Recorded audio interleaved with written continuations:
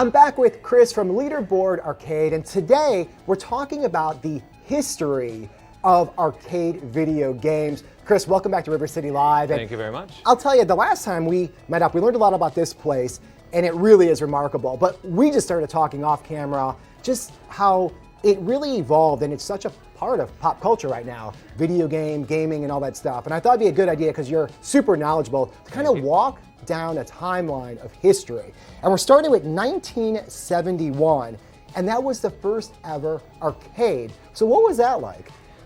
So it was basically they took one of the first home computer games. It was these two college students, and they wanted to bring it to kind of a marketability standpoint and something you could play in public. It didn't do so well. It was very simple. It basically, the gameplay was like a radar screen from like a military vessel, and that was the whole game. That's it. So it was just dots on a line grid, and that was the whole game. All right, so you fast forward to 1972, and then Pong came out. And this was really, you said radar, this was the first blip on a radar when it comes to gaming. Absolutely, Pong. Yeah. So Pong really revolutionized how people thought of, both arcade and home video games. It was so revolutionary that two players could play at the same time, and that it was a competitive game. Like, it was really the first, it would later, evolve and you have esports now. It was kind of the foundation for that competitive gaming scene. And for viewers at home that have never experienced it, just describe what it is. It's just two paddles and a square ball in the middle. It's as simple as a game can be. You're just paddling a ball back and forth. Not a lot of graphics, no color. No color at all. It's just a black background, two white paddles, and a white little ball in the center. Okay, so again, that's 72, but then in 74, something happened, and that was vector display, and the controllers got better, really evolving the games. Right. So what does that mean, vector display? So it's where you start seeing color on the CRTs, where you have the Atari 2600 coming right out around that time, games like Tank. You have more than just the white squares. You're able to have full 8-bit, well, rudimentary at the time, but full 8-bit graphics with multiple colors on the screen at the same time. And also the controls got better. So there's more functionality with Instead the of just a dial wheel like you had on Pong, you have now 1, 2, depending on like which version of those controllers you had, buttons, and a joystick as well that had full 360-degree movement. All right, so that's like the mid-70s. And then in 1980, Pac-Man came into our homes, and it really never left. So it kind of changed the gaming industry, and it became pop culture. Absolutely.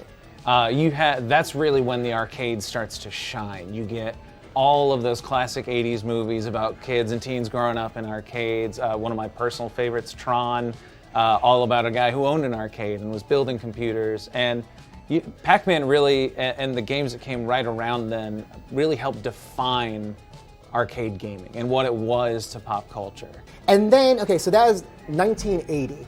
So then, I would say what, like mid-80s, then Japan really started to pioneer some serious games. Absolutely. And almost overnight, you'd walk into an arcade, and the sounds, the colors, everything just jumped off that screen.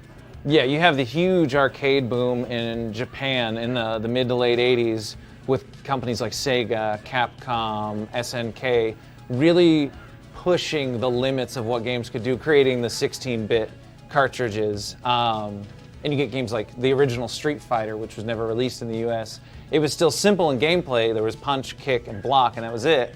But it would go on to spawn like all of the other Street Fighter games and pretty much every fighting game that came after it as those more complex graphics came out. And after that boom in Japan, you saw people in America immediately eating it up, wanting to upgrade what they had, all those old Atari-style arcade games, into those next generation of arcades. And it really is fascinating. And one more time, again, just to throw it back, that it's really all about pop culture right now, because when you're in a place like this and you walk around, you have people of my generation that grew up in the 80s that kind of smile like, wow, I remember this. But then you have the younger kids that see it in movies that are like, wait a minute, I saw this before, or they just know what it is because they have some version of that game still on one of their devices. Right, you have multiple, basically infinite re-releases of all the stuff we grew up with on the modern consoles. Then you have shows like Stranger Things, where the whole last season had that huge influence as the arcade where all the kids met up. And that I feel like it helps bridge the gap between generations. So like those of us that know it from our own personal life, you can talk about it with the kids because it's like, oh, you know what it is, you've just never seen it in person. Absolutely. And then real quick, let's just talk about Leaderboard Arcade, because if you're looking for that blast from the past and you want to have fun with your family, well, you could do that here. Absolutely. And you have games really from several different decades. Oh yeah, so the oldest machine we have is that ice cold beer. That one's from 1983. Wow. And it's a miracle that it still functions. It's a fun game. It's just simple fun, dropping the ball, all the way up to some of the Japanese rhythm games came out within like last 5-6 years. So we've got something for everybody here from all across the generations. And Chris, if people want to learn more about Leaderboard Arcade, where can they go? They can go to leaderboardarcade.com. It's got all of our information, hours, location, menu, everything on that website for you. All right. Well, thank you for your time and all your information. I know I learned something. Happy to teach.